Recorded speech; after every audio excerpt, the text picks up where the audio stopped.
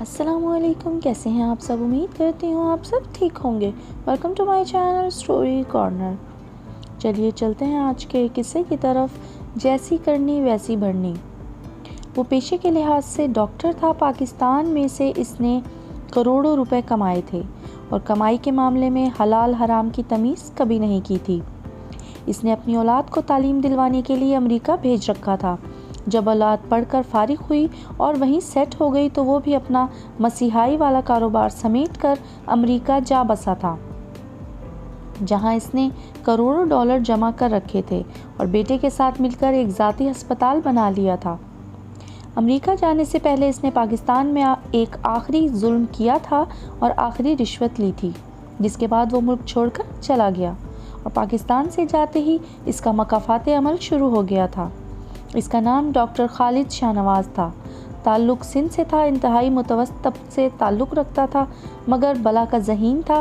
पढ़ाई में हमेशा पहले नंबर पर रहा था और यही वजह थी कि इसको गवर्नमेंट की तरफ मेडिकल की तालीम मुफ्त दिलवाने के अलावा माहाना वजीफ़े का ऐलान भी कर दिया गया था, ताकि इस मुल्क की खिदमत कर सके।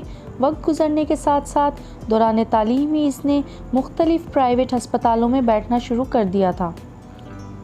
यहाँ तक तालीम मुकम्मल करते करते इसे न सिर्फ काम का तजर्बा हो गया, बल्कि वो ये भी समझ चुका था कि बिना मरीज़ का एहसास किए इंसानियत के जज्बे को मारकर किसी से कमीशन की खातिर इलाज के नाम पर गरीब लोगों को बग़ैर ज़रूरत है अद्वियात देनी है, यहाँ तक कि अपना कमीशन हाथ से नहीं जाने देना चाहिए, सामने वाले इंसान की जान ही क्यों ना चली जाए। ये सब कुछ सीखकर बजाय सुधरने के, तालीम मुकम्मल होते ही डॉक्टर साहब ने प्राइवेट अस्पताल में बैठकर हलाल हराम की तफरीक के बिना ही पैसा कमाना शुरू कर दिया और साथ गवर्नमेंट मुलाजमत की तलाश जारी रखी थी, जो इसे जल्द ही मिल गई थी।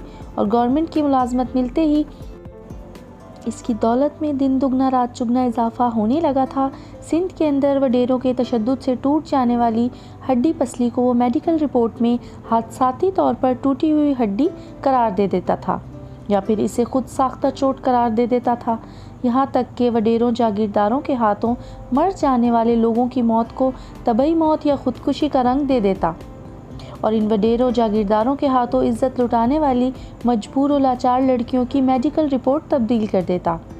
इस सब के बदले वो लाखों रुपए वसूल करता था। ये ही वजह थी कि मुलाजमत के महज 5 साल बाद ही वो करोड़पति बन गया था। बाद अज़ा जब हराम की कमाई पाकिस्तान में संभाल कर रखना इसे मुश्किल लगने लगा तो इसने अपनी दौलत अमेरिका मुंतकिल करना शुरू कर दी और मुस्तकबिल बईद में खुद भी वहीं जाकर अपना मस्कन बनाने का फ़ैसला कर लिया। इसे यकीन था कि वो अपनी मुलाजमत पूरी करेगा, क्योंकि वो हमेशा जालिमों के साथ खड़ा हुआ था और इन्हीं को सपोर्ट की थी। इसने शादी भी एक जागीरदार की बेटी से की थी, ताकि सियासी तौर पर मजबूत रहे और मुलाजमत में कोई खलल ना आए।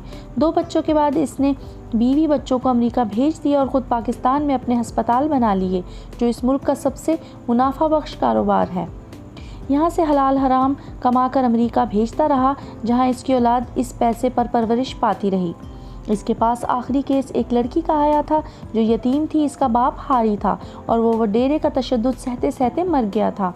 बाद अज़ां वडेरे ने इस यतीम लड़की को डरा धमका कर निकाह कर लिया था और जब अपनी हविस मिटा चुका, दिल इस गरीब मजदूर की बेटी से उकता चुका, तो इसने लड़की को जहर देकर मारने की कोशिश की थी, मगर न जाने कैसे लड़की की मां मौके पर पहुंच गई और मजबूरन उसे लड़की की वालदा के साथ लड़की को लेकर अस्पताल जाना पड़ा। अस्पताल पहुंचकर लड़की ने अपनी वालदा को सब कुछ बता दिया था कि किस तरह इसके शौहर ने इसे जहर देकर मारने की कोशिश की है। लड़की के बताने के बाद इसकी वालदा ने अस्पताल में दुहाई देना शुरू कर दी थी। जब लड़की के शौहर ने हालात बिगड़ते देखे तो डॉक्टर खालिद शाहनवाज को कहा कि अगर किसी तरह लड़की मर जाए और ये साबित ना हो कि इसे जहर दिया गया है तो मैं तुम्हें मुँह मांगी रकम दूंगा। यूँ डॉक्टर साहब ने आखिरी बार मुंह और जेब भर कर रिश्वत वसूल की और लड़की की मौत को खुदकुशी करार देकर केस को कानूनी चाराजोई से पहले ही ख़त्म कर दिया। लड़की की वालदा ने शोर मचाने डॉक्टर साहब ने अपने गार्ड्स को हुक्म दिया और दरिंदे नुमा गार्ड्स बिना सनफी इम्तियाज़ जाने औरत को थप्पड़ और बंदूक के बट मारते हुए अस्पताल से बाहर फेंक आए। लड़की की लाश इसके कातिल शौहर के हवाले कर दी गई। इलाके में बता दिया गया कि लड़की को इसके शौहर गैर महरम मर्द के साथ देख लिया था और शौहर के खौफ की वजह से लड़की ने खुदकुशी कर ली। यूं वडेरा भी बच गया और लड़की भी मर गई और तहमत के बाद लड़की का किरदार भी मर गया। डॉक्टर साहब ने जेब और मुंह भरकर रिश्वत वसूल की। रिटायरमेंट लेकर अमेरिका अपनी फैमिली के पास मुंतकिल हो गए। औलाद जो यूरोपीय माहौल में पली बड़ी थी, वालिद से हमेशा दूर रही थी, इसलिए डॉक्टर साहब का होना महज एक इजाफी वजूद का होना था। उन्हें अपने वालिद से कोई मोहब्बत नहीं थी। वालिद साहब ने जैसे तैसे करके बेटे के साथ एक अस्पताल बनाया, जिसमें बेटे और बेटी को बराबर का हिस्सा दिया, मगर बेटी ने अपने बॉयफ्रेंड के कहने पर अस्पताल से अपना हिस्सा अलग करने का मुतालबा कर दिया। यूं औने पौने दामों अस्पताल बेचकर बाप इसी सदमे से फालिज का मरीज़ हो गया। इसकी सारी ज़िंदगी की हराम की कमाई महज 1 साल में ही ख़त्म हो गई थी। बेटे ने इन पैसों से अपना बिजनेस शुरू कर लिया। बेटी बॉयफ्रेंड को लेकर लंदन चली गई, जबकि डॉक्टर साहब के फालिज ज़दा वजूद को एक प्राइवेट इदारे के हवाले कर दिया गया। चंद दिन पहले डॉक्टर साहब का इंतकाल हो गया। 3 दिन तक इनकी लाश इनके बेटे के इंतज़ार में पड़ी रही और बेटा आज आने कल आने और लाश वसूल करने का कहता रहा। मजबूरन जब लाश गलने सड़ने लगी तो इसे बिना कफन जनाजे के दफन करने का फ़ैसला कर लिया गया और जब ये बात एक इंडियन को पता चली तो उसने चंद हिंदुस्तानी मुसलमानों से कहकर मुर्दा हालत में पड़े डॉक्टर साहब को गुस्ल और कफन दिलवाया, इनका जनाजा पढ़ाया और इन्हें दफन कर दिया गया। डॉक्टर साहब ने जिस मकतूला की मां को धक्के देकर अस्पताल से निकाला था, इसने बद्दुआ देते हुए कहा था, डॉक्टर तुमने मुझ पर ये ज़मीन तंग कर दी है, खुदा तुम पर कब्र की ज़मीन तंग कर दे।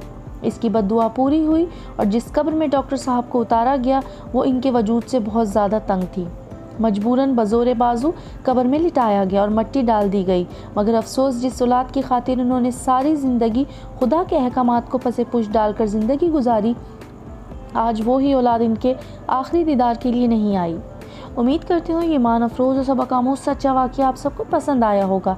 फिर मिलेंगे एक नए वाक़ये के साथ, तब तक के लिए अल्लाह हाफ़िज़। जाते जाते चैनल को सब्सक्राइब, वीडियो को लाइक और शेयर करते जाएं। शुक्रिया।